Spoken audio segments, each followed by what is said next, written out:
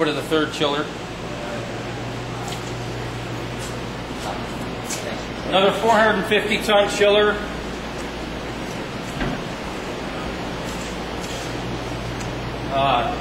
Same arrangement. It's redundant on all three. Just this one's newer. It does the same thing.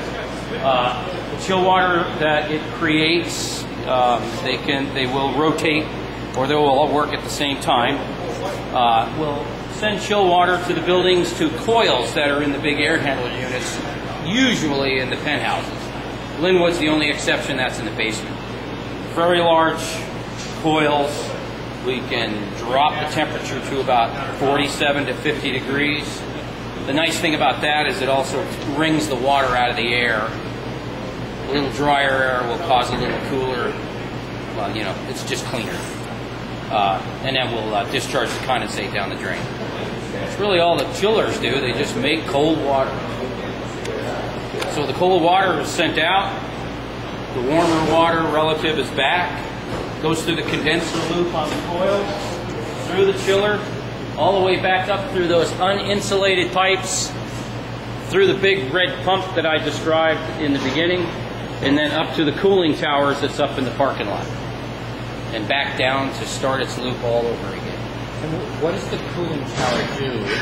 It makes the water even colder by running. The cooling tower removes the heat that the chiller transferred.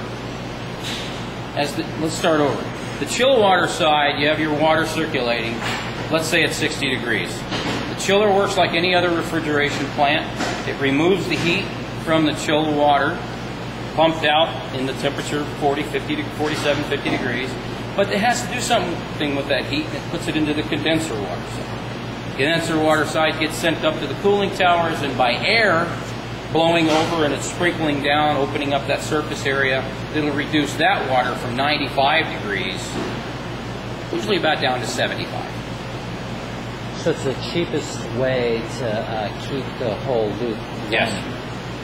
Because the cooler doesn't take much energy, the cooling tower doesn't. The cooling tower is free heat, well, relatively free cooling. And a water side evaporator, we call that, is something that we're considering now in another ESCO movement, to where the temperatures on campus normally between 50 and 55 degrees. If our northwest temperature stays there day after day, the buildings will start heating up because of body temperature, lights. And before you know it, by about 55 degrees, I might need to turn a chiller on, and everybody will wonder, well, why is he doing that? Well, because the buildings are heating up.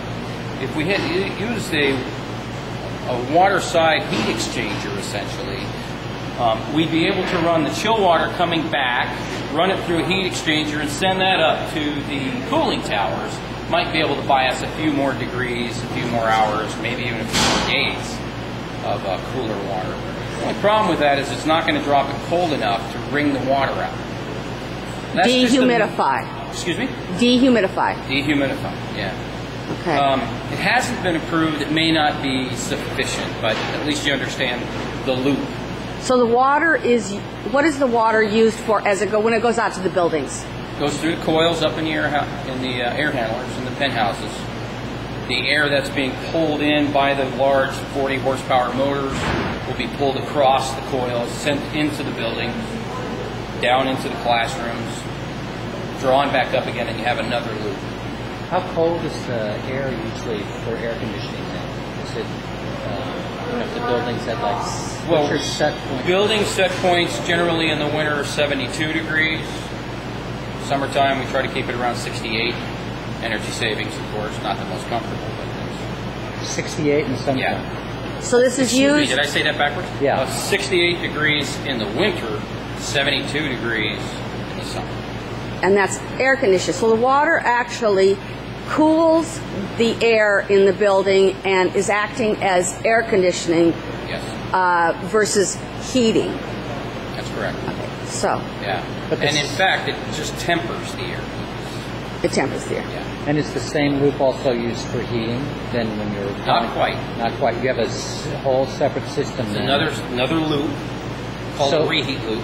So the air handlers have 2 coils inside of them, one for cooling and... Not usually. Typically, the coils are in either VAV or reheat loops in each classroom or office.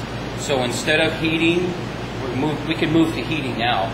Instead of heating the water, or rather the incoming air in the penthouses first, it's tempered, but it's brought to about a 65 to 70 degree level down into the rooms.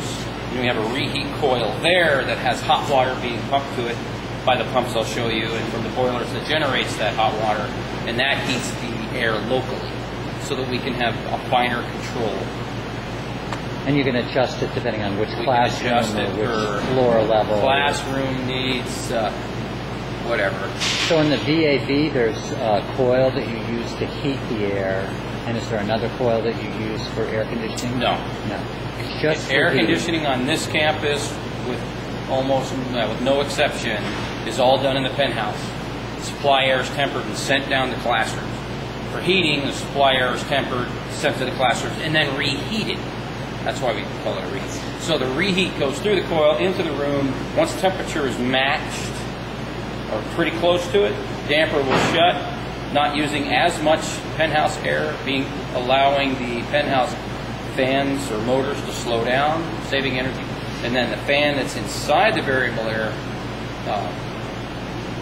VAV, Venturi we used to call them, that'll start to recirculate the air inside the room. Which is a more typical furnace, so that it's just recirculating the air inside the building. But typically in a commercial system, we want to have at least 15% different air change-outs. So you get that fresh air. Yeah.